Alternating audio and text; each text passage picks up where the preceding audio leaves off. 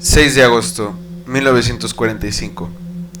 La historia escribió con horror un nuevo capítulo cuando Hiroshima fue blanco de la primera bomba atómica usada en un conflicto bélico en toda la historia.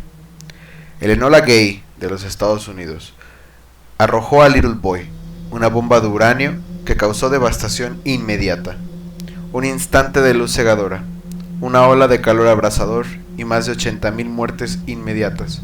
El terror atómico se extendió por el mundo desde entonces, proyectando una sombra apocalíptica que nos persigue hasta el día de hoy, con las crecientes tensiones en Europa del Este y Medio Oriente. A pesar de la importancia de este acontecimiento, hay una gran desinformación respecto a lo vivido por los Hibakusha, quienes pasaron por cosas que hasta el día de hoy, a pesar de sus testimonios, nunca podrán ser narradas por su horror tan inexplicable. Este video se concentrará en dichos testimonios, que en su franqueza brutal nos narran una imagen que se asemeja más a un infierno sobre la tierra, muy lejana de la simplista evaporación que se ha creído fuera el destino de estos civiles. Pueden encontrar estos testimonios en el libro El último tren a Hiroshima, de Charles Peregrino, que recomiendo encarecidamente. An American airplane dropped one bomb on Hiroshima and destroyed its usefulness to the enemy. That bomb has more power than 20,000 tons of TNT.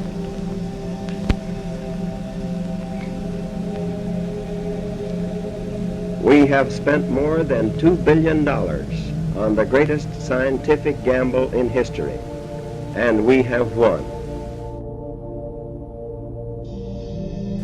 Akiko Takakura y su amiga Asami, un par de mujeres que trabajaban para el banco de la ciudad, preparaban todo para la apertura, cuando la bomba estalló. Se encontraban a menos de 250 metros de la zona cero, pero la estructura de granito y concreto del banco les ofreció el suficiente resguardo para sobrevivir la primera ola de impacto.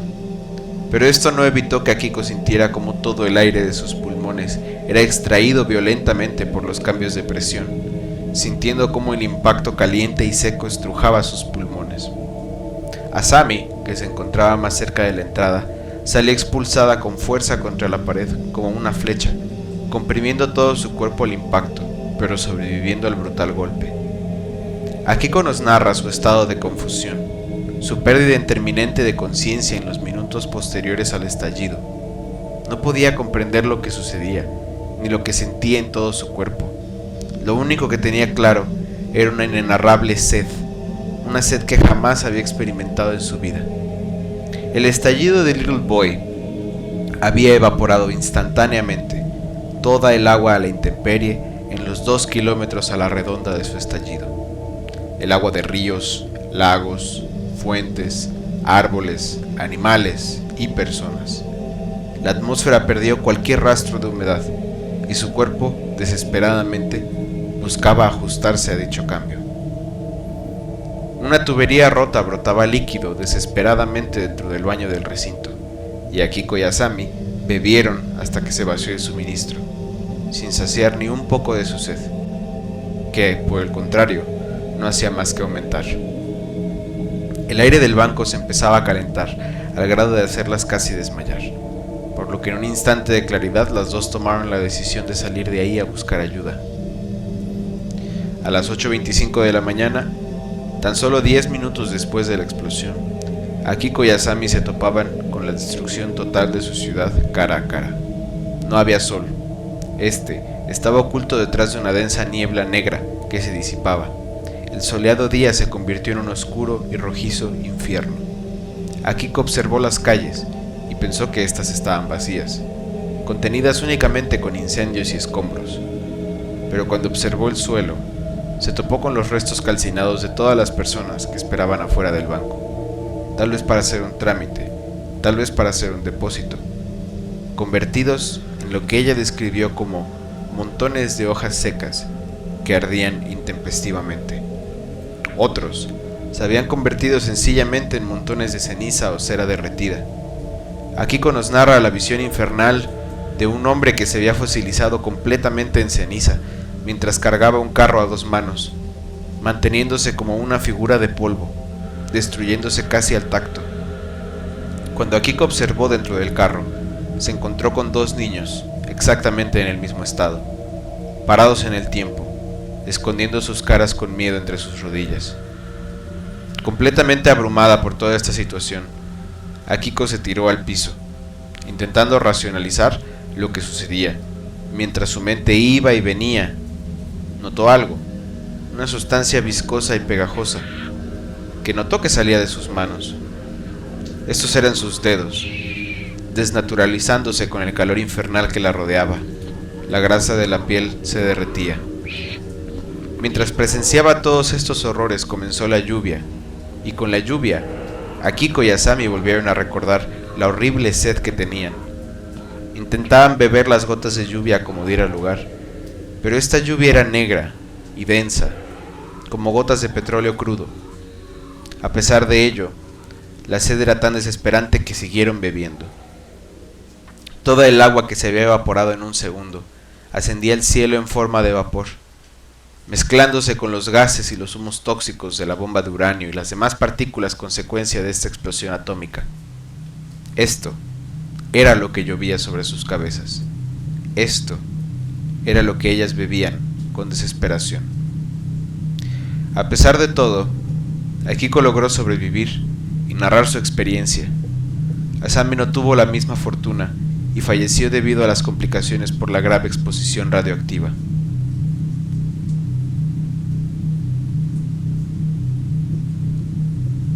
Hiroshi Ito, un niño de primaria, despertaba confundido pero completamente ileso entre los escombros de su escuela. 5 minutos después del estallido, salió por las ruinas del techo, donde se topó con una densa y negra niebla, y mientras ésta se disipaba, empezaba a escuchar los llantos de sus compañeros, quienes yacían gravemente quemados en el piso. Luego comenzó la lluvia, misma que hizo que Hiroshi y otros tantos compañeros corrieran pidiendo ayuda hasta meterse a la alberca de la escuela. Ahí, Hiroshi observó con horror al equipo de natación en el piso de la alberca, con quemaduras muy graves en todo el cuerpo, pero sobre todo en las piernas, debido al material del pantalón de natación. Perdían la vida una tras de otra. Salió de la alberca horrorizado, solo para toparse con una visión todavía más inhumana. Muchos de sus compañeros caminaban entre los escombros en completo silencio, con quemaduras tan graves que sus rostros eran irreconocibles. Avanzó a través del horror hasta toparse con el río que rodeaba su ciudad, donde miles de personas heridas intentaban cruzar desesperadamente, irracionalmente, hacia el otro lado de sus aguas. Aguas ennegrecidas con la suciedad, con la lluvia, con los escombros de las casas que se derrumbaban hacia sus aguas a cada momento, aplastando a familias enteras que buscaban seguridad en la costa opuesta. Hiroshi huyó desesperadamente luego de que empezaron a brotar llamas del suelo, hasta lograr salir de Hiroshima y contar esta historia.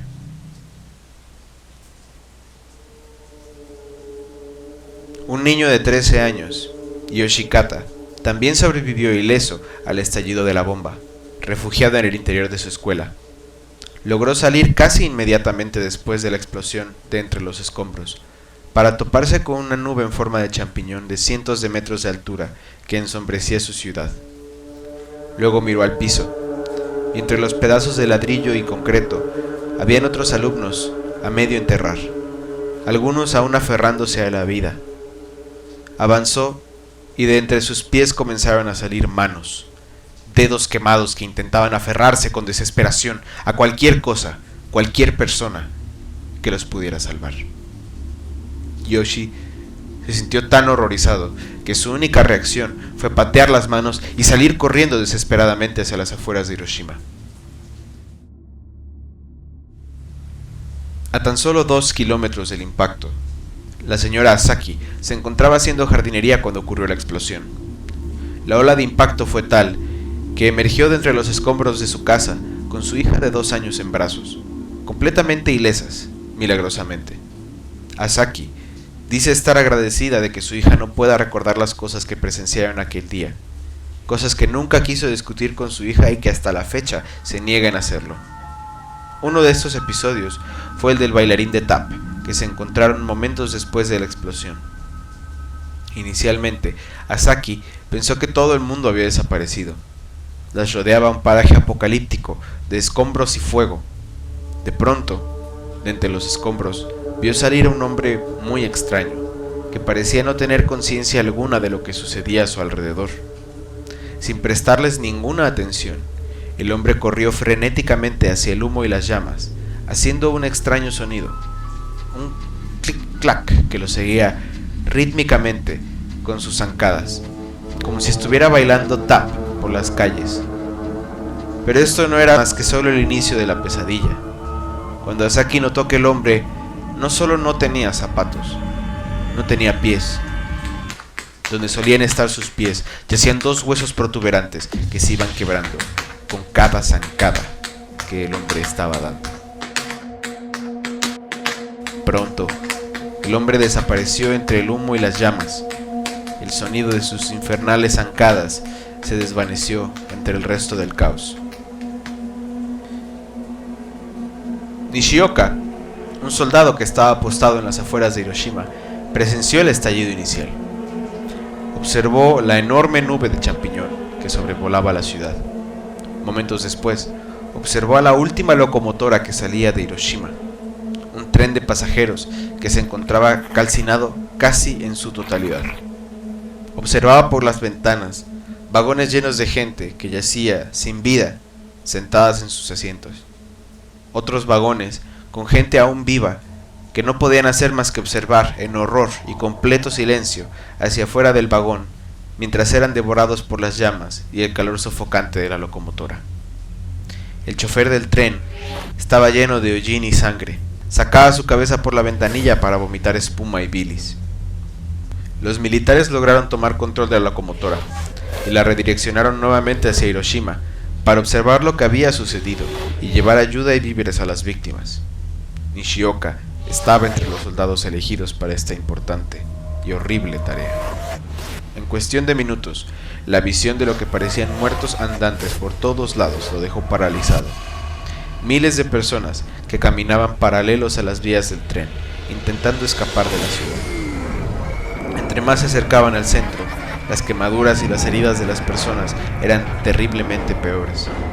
Las personas caminaban lenta y taciturnamente por las calles, susurrando con el poco aliento que les quedaba, "Misu, Misu", pidiendo agua. Filas eternas y terribles de personas cundían las calles, moviéndose en un ritmo y naturaleza casi robótica, muchos de ellos con la piel ennegrecida o ya sin ninguna piel por las quemaduras tan serias. Muchos sobrevivientes narrarían esta visión infernal, llamando a estas víctimas hormigas caminantes, debido a la apariencia negra y rojiza, las extremidades delgadas por las quemaduras y los movimientos antinaturales con los que huían de la ciudad. Estos y otros episodios aún más terribles son solo la punta del iceberg en el horror que se vivió aquel 6 de agosto de 1945 a las 8:15 de la mañana. Un momento en que el tiempo se detuvo para decenas de miles de personas que no tenían ningún interés o inclusión en el conflicto armado de su patria. Las consecuencias inmediatas de esta devastación fueron terribles. Las ciudades fueron destruidas casi por completo. Los sobrevivientes de esta tragedia no solo cargaron con la conciencia de vivir estos horrores, sino con todos los efectos adversos a la exposición a tantos contaminantes y radioactividad. La cuenta de víctimas de esta tragedia no hizo más que aumentar en los años siguientes a este fatídico día. Y eso si solo hablamos de las personas que estuvieron ahí, porque también nos falta mencionar a todos los soldados y equipos de rescate que fueron a la zona cero en esfuerzos de recolección, reconstrucción y limpieza de los daños. Mismos que tuvieron que toparse con todos esos horrores a sabiendas de que en la mayoría de los casos no podían hacer absolutamente nada por las víctimas. Esto es tan solo un pequeño vistazo a la realidad de un evento que cambió el curso de la historia para siempre. Justificaciones y razones podrán haber muchas, pero la realidad es que desde ese entonces el mundo no es el mismo y nunca más lo será. Si este video te gustó, por favor dale un like, suscríbete al canal y si quieres enterarte más sobre este caso, vuelvo a hacer mención del fantástico libro El último tren a Hiroshima de Charles Peregrino. Y pues nada, te ha hablado el ermitaño y te deseo muy buenas noches. Hasta la próxima.